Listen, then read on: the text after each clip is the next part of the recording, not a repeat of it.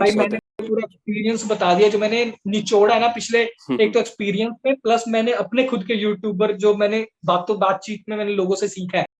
तो सर मैं service based में हूँ, प्रोडक्ट बेस्ड में कैसा जाऊँ? मैं इसका सिंपल ही आंसर दूंगा कि भाई। So, hey guys, today we have Manohar sir with us. He has previously worked at TCS for almost 3 years as a software developer, and currently he is working at QAD Mumbai as a technical consultant. So, Manohar sir, do you want to add something to it? Hello सहज, hello दोस्तों, कैसे हो? वैसे तो सहज ने से बता ही दिया। ओके, मैं सिर्फ ये बताना चाहता हूँ कि मैं पंजाब से हूँ और मुंबई में जॉब कर रहा था, और पंजाब से पहले पंजाब टू पुणे गया कॉलेज के लिए। कॉलेज के बाद फिर गया मैं असम गुवाहाटी ट्रेनिंग के लिए। फिर गुवाहाटी से सीधा आ गया था मैं मुंबई सेकंड एसी में। ओके, फिर उसके बाद वर्क फ्रॉम होम से मुंबई से सीधा आ गया पंजाब वर्क फ्रॉम होम। और आगे का फ्यूचर पता नहीं है, बट जो होगा शायद अच्छा होगा। Definitely, sir. Definitely अच्छा होगा. So, Manohar sir has previously worked at TCS and currently is working at QAD. And TCS was a service-based company and QAD is a product-based company. So, my very first question for you would be, sir, what is the difference between a service-based and a product-based companies? Because freshers को generally नहीं पता होता exactly ये चीज. Okay, दोनों का experience में simple short and sweet answer देता हूँ। हाँ जी, हाँ जी. अगर आप सर्विस बेस्ड कंपनी में जाते हो तो आप किसी एक प्रोजेक्ट में होते हो। एक प्रोजेक्ट मतलब आपका सिर्फ एक क्लाइंट होता है, आपको सिर्फ एक क्लाइंट के लिए ही काम करना होता है और उसी को खुश करना होता है। बट जब आप प्रोडक्ट बेस में आ जाते हो तब आपके पास मल्टीपल क्लाइंट्स हो जाते हैं, क्योंकि आप एक प्रोडक्ट बेस्ड कंपनी में हो, आपका एक प्रोडक्ट है, वो प्रोडक्ट मल्टीपल कस्टमर्स यूज कर रहे हैं। ओके, तो आपके पास चाहे वो डेवलपमेंट आएगा, चाहे वो सपोर्ट आएगा, चाहे वो क्लाउड डीबी लेवल का काम आएगा, आपको मल्टीपल कस्टमर्स का काम करने को मिलेगा। उससे फायदा क्या हो गया? सर्विस बेस्ड में थे तो एक कस्टमर, आप सिर्फ एक कस्टमर का बिजनेस ही समझ पाओगे, है ना, कि भाई ये बिजनेस कैसे काम करता है, इसके कितने कस्टमर्स हैं, इसका कितना रेवेन्यू है। जब आप ये चीजें प्रोडक्ट बेस्ड में आ जाते हो तब आप देखते हो अच्छा ये सपोज एग्जांपल कस्टमर मतलब एक सिंपल सी भाषा में बोलूं, दुकानदार, कि इस दुकानदार का इतना रेवेन्यू जनरेट होता है और ये दुकानदार ये सामान बेचता है, ये दुकानदार ये सामान बेचता है, और इसके दुकानदार के आगे जो कस्टमर्स हैं, है ना, वो कहाँ पे वर्ल्ड में फैले हुए हैं। क्योंकि आप प्रोडक्ट बेस में हो, 99% ही हम मैक्सिमम यूएस मतलब फॉरेन कस्टमर्स की बात करता हूँ कि उनके लिए हम काम करते हैं। तो आपको पता चल जाता है कि यार ये मेरे कस्टमर जो प्रोडक्ट बेस के भी जो कस्टमर्स है उनके आगे कस्टमर्स कहाँ तक फैले हुए हैं, और आपको मल्टीपल मैं बोलता हूँ फंक्शनल नॉलेज आपकी बढ़ जाती है। ओके, ये हो गया एक फायदा। सेकंड फायदा हो गया ट्रेनिंग। ओके, डिफरेंस बता रहा हूँ।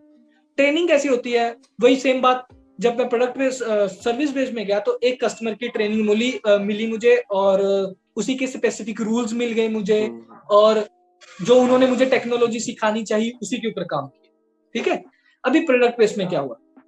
मैंने बोला मेरे पास एग्जांपल 10 कस्टमर, मैं खुद पर्सनली बोलूं मैं अब तक मोर देन 15 कस्टमर्स के साथ काम कर चुका हूं। ओके, तो उससे क्या हुआ, मुझे एक कस्टमर का आइडिया मिला कि ये कस्टमर के लिए मैं बोलता हूँ ये सॉफ्टवेयर यूज करता है। हाँ जी। सेकंड वाला कस्टमर जो है वो थोड़ा सा अमीर है, रिच है, अभी वो थोड़े से एडवांस सॉफ्टवेयर यूज करता है, तो मुझे उसकी भी ट्रेनिंग मिलेगी। ओके, आईटी में आईटी बहुत बड़ा है, ये बात लोग समझते नहीं है, क्योंकि मुझे जब लोग क्वेश्चन पूछते हैं, मुझे ऐसा लोग पूछते हैं जैसे मैं गूगल हूँ, है ना, सर एसएपी के बारे में बताओ, इसके बारे में बताओ, इसको। हाँ जी, हाँ जी। ठीक है, समझने की कोशिश करो।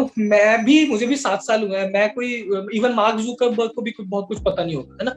तो मैं आपको ये बोलना चाहता था कि आप जब प्रोडक्ट बेस में आ जाते हो तो आपको जैसे जैसे कस्टमर आपका ग्रो करता है ना, उसी तरह आपकी नॉलेज और आपका हाइप वो भी सब ग्रो करता है। ठीक है, नेक्स्ट पैरामीटर अगर मैं काउंट करूं, हाइक, जो मोस्ट इंपॉर्टेंट होता है सर्विस बेस्ड कंपनीज में। वैसे तो देखो लेवल सेट होते हैं, एक होता है डेवलपर लेवल, एक होता है कंसल्टेंट लेवल, एक होता है मैनेजर लेवल, है ना। कंसल्टेंट डेवलपर लेवल की प्रमोशन जो सैलरी होती है वो मैक्स टू मैक्स 10% तक हाइक हो जाती है।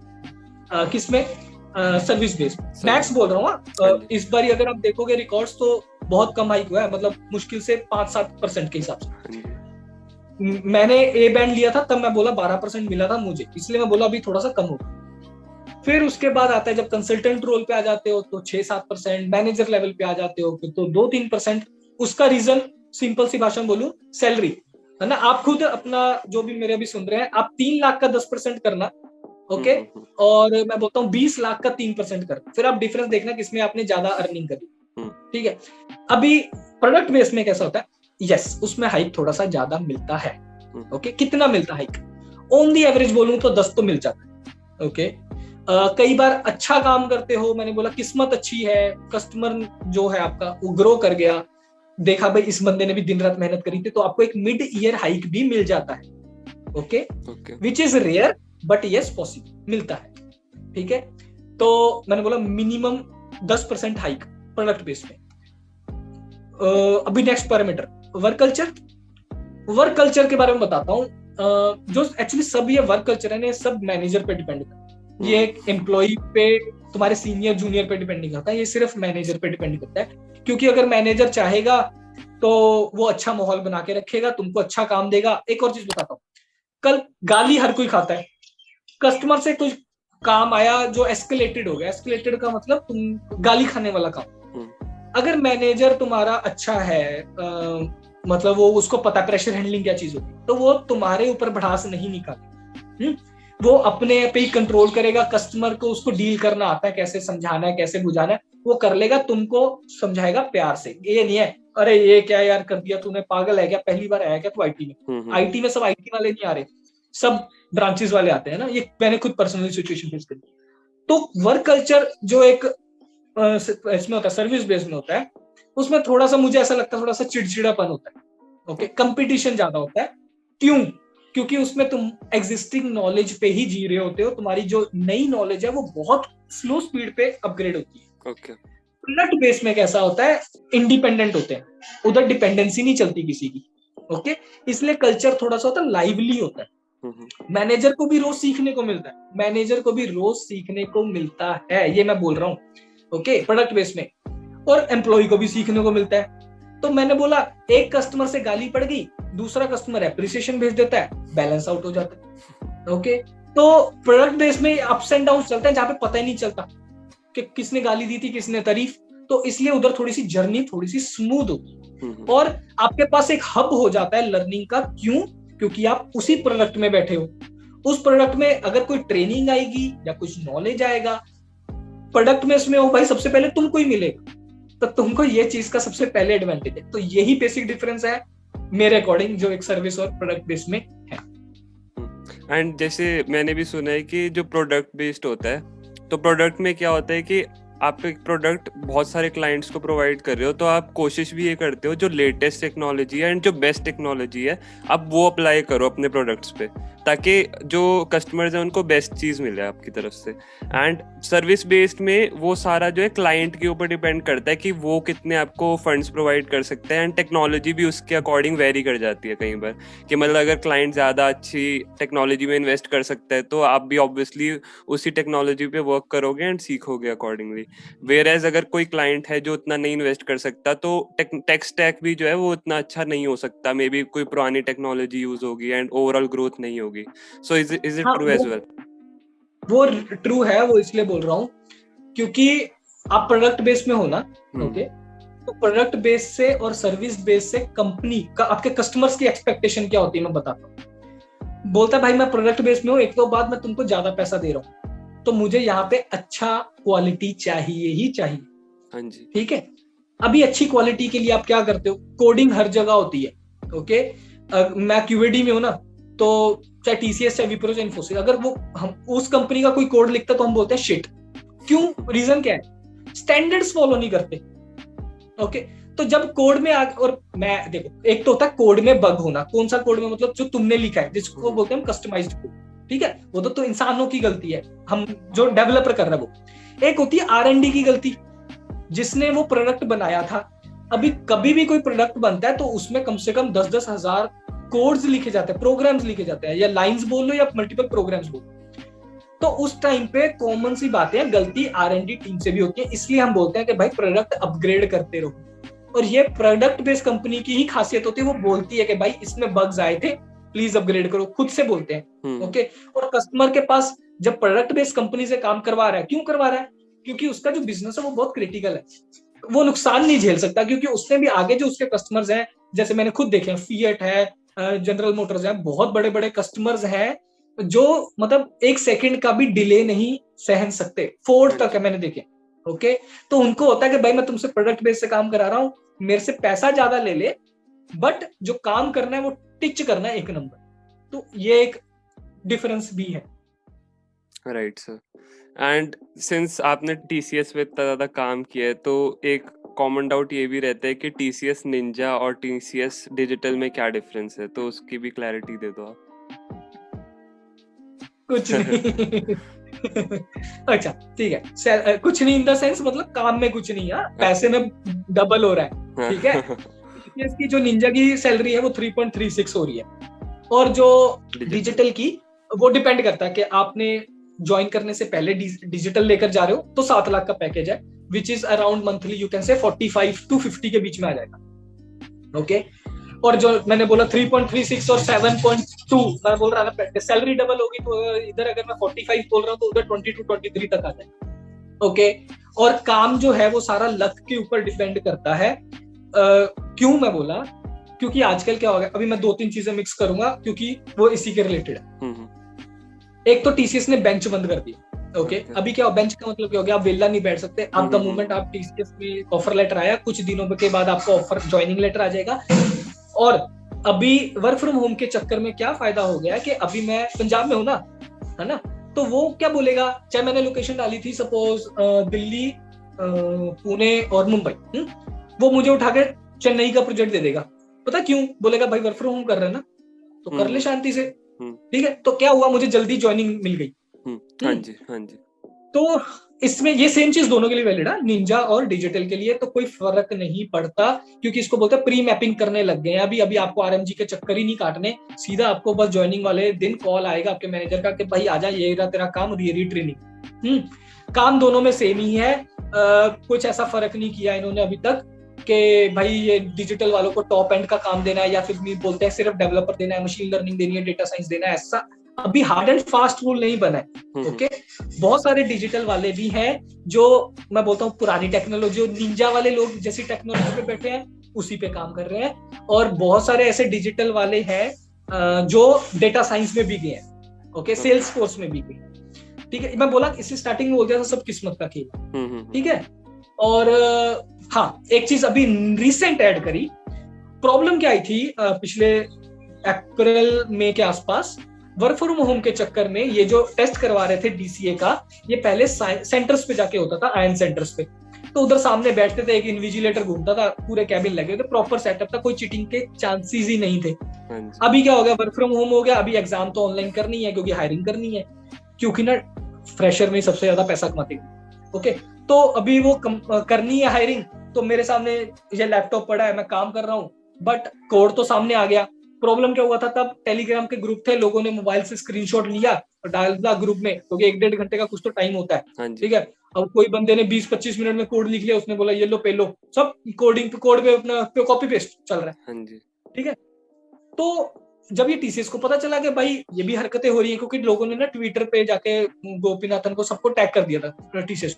ओके, अभी बात तो बड़ी होगी थी। और एक और बात बताऊं, लोग बोलते हैं कि भाई मेरा डीसीए में मैंने ना दोनों क्वेश्चन ठीक कर दिए, मुझे कॉल नहीं आया, ऑफर लेटर नहीं आया। क्यों नहीं आया? अगर भाई 40,000 अगर लोग देते हैं सपोज, है ना, साल में 2 बार होता है, अगर सपोज 40,000 एक बार में देते हैं तो उसमें से वो सिर्फ 5 या उसके 10% लोगों को ही देते हैं, और वो भी फिर मैंने बोला जब सब 40,000 में सपोज 20 लोगों का दोनों क्वेश्चन ठीक है और देना उनमें से सिर्फ 10% को ही है, तो फिर वो बोलते हैं ना लकी ड्रॉ वाला सिस्टम, तो ठीक है।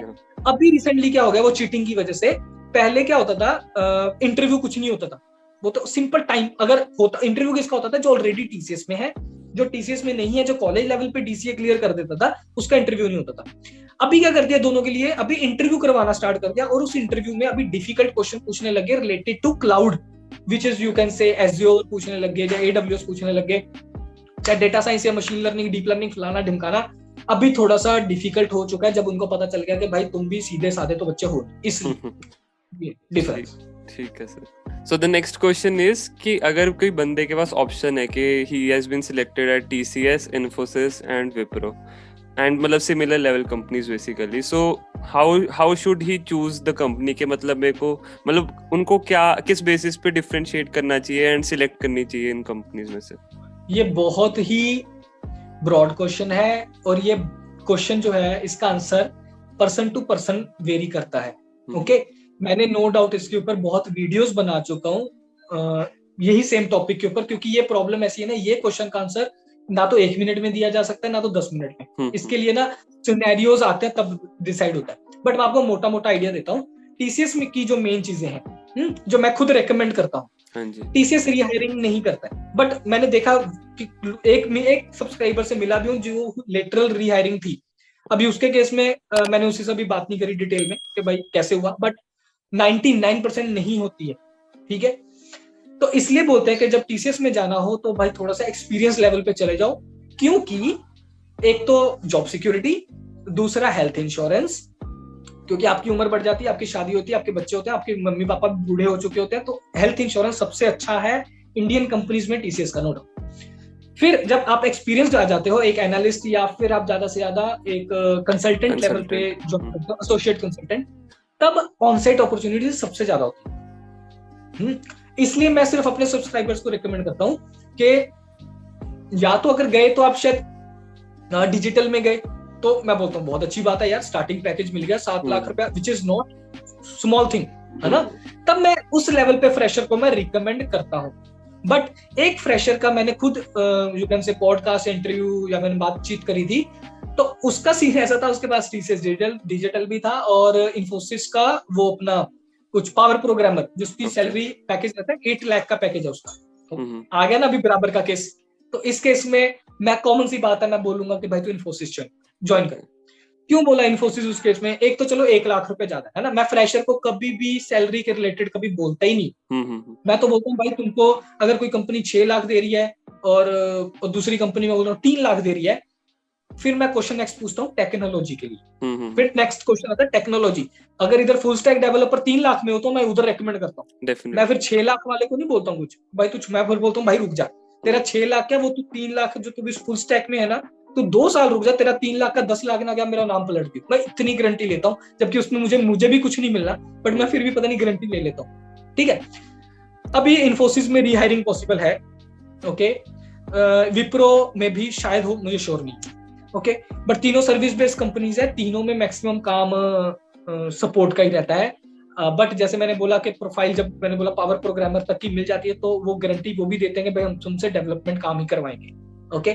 बट अभी फिर नेक्स्ट क्वेश्चन आ जाता है कि लोकेशन, अभी वर्क फ्रॉम होम चल रहा है तो चलो ठीक है, सब घर पे है, सबको पता है Bangalore and Mumbai is costliest, फिर आता है पुणे एंड देन हैदराबाद, है ना। फिर मैं वही क्वेश्चन पूछता हूँ, अगर तुम्हारी सैलरी 3 लाख है और 3.3 और इन्फोसिस की आई थिंक आती है 3.5, असेंचर देता है 4.5, वो सबसे थोड़ा सा ज्यादा दे रहा है, कैपजेमिनी भी देता है। तो अगर मैं बोलता हूँ कि भाई एक बंदा तुमको बैंगलोर में देके 3.5 लाख दे रहा है, दूसरा बंदा तुमको सपोज कोलकाता या पुणे में 3.5 लाख दे रहा है, तो भाई लोकेशन वाइज तो फिर इधर ही जाओ ना, पुणे और कोलकाता में जहाँ पे सकता है, उधर तुम्हारा बैंगलोर में जाके बचेगा ही नहीं। ठीक है, तो ओवरऑल कंपनी तीनों सेम है, तीनों लक पे भी है, मैंने बोला नॉट तीनों, ये सारी कॉग्निजेंट, एसेंचर और कैपजेमिनी सब लक पे ही चलता है। बस मैं इतना बोलता हूँ कि आपको ये इन्फोसिस में या फिर विप्रो में, ओके, जो भी टेक्नोलॉजी पे काम करने को मिले, आपको मैं बोलता हूँ स्विच तो मारना ही है अगर सैलरी बढ़ानी है। फिर उसके बाद जब 1-2 स्विच मार लो तब जाके बोलो कि चलो अभी टीसीएस में जाते हैं, क्योंकि अभी ऑन साइड भी मिलेगा, सैलरी भी ज्यादा होगी, और फिर मैंने वो स्टार्टिंग वाले बेनिफिट जो कराए थे ना उससे, बस यही है मैंने मोटा मोटा जो मैंने अभी तक कंक्लूड किया है। ठीक है सर, प्रोडक्ट बेस के मामले में यहाँ पे कोई कंपेयर नहीं करेगा, तो ना ही करना, क्योंकि फिर प्रोडक्ट बेस आ गया तो फिर उसका स्टैंडर्ड थोड़ा सा अच्छा चला जाता है, ओके। और इसी में अगर ऐड करता हूँ, लोग बेसिक क्वेश्चन पूछ लेते हैं, सर मैं सर्विस बेस्ड में हूँ, प्रोडक्ट बेस्ड में कैसा जाऊँ? मैं इसका सिंपल ही आंसर दूंगा कि भाई जब तुम्हारा टेक्निकल स्ट्रॉन्ग है उस पर्टिकुलर प्रोडक्ट के लिए, जिस प्रोडक्ट कंपनी में तुम जाने वाले हो, तो तुम्हारा सिलेक्शन है और कुछ नहीं होगा इसके अंदर। और टेक्निकल भी तुम्हारा बेसिक ज्यादा स्ट्रॉन्ग होना चाहिए, और एक इंटरमीडिएट लेवल, एडवांस लेवल पे तो मैं बोलता हूँ मैनेजर को भी शायद पता नहीं हो, ओके, क्योंकि किताबों में बहुत कुछ लिखा होता है बट हम असली जिंदगी में बहुत कम चीजें यूज कम करते हैं। जैसे देखो सहज ने अभी कैप पहनी हुई है क्योंकि मार्केट में है, बट मैंने थोड़ी पहनी है, ठीक है, तो अभी यूसेज पे डिपेंड करता है। ये सेम ऐसी कंपनीज में भी है, ठीक है, जिसके पास फैसिलिटीज है, टेक्नोलॉजीज है, कस्टमर्स वैसे यूज करता है वो वैसे यूज करता है, अदरवाइज नहीं। सिंपल। ठीक है सर। सो मतलब काफी अच्छा आपने कंक्लूड करा और काफी वैलिड पॉइंट्स भी आपने दिए, मतलब कि कौन सी कंपनी चूज करनी चाहिए बेसिकली हमें तीनों चारों में से। सो ये भाई थैंक्स फॉर मैंने दैट। पूरा एक्सपीरियंस बता दिया जो मैंने निचोड़ा है ना पिछले, एक तो एक्सपीरियंस में प्लस मैंने अपने खुद के यूट्यूबर जो मैंने बातचीत में मैंने लोगों से सीखा है, हाँ जी, और नींबू का निचोड़ मैंने नींबू पानी बना के दे दिया तुमको बस अभी गर्मी में, देख। बिल्कुल सर, बिल्कुल। And the next question is कि एक स्मूथ और अच्छा आईटी करियर रखने के लिए हमें क्या मतलब टिप्स फॉलो करनी चाहिए?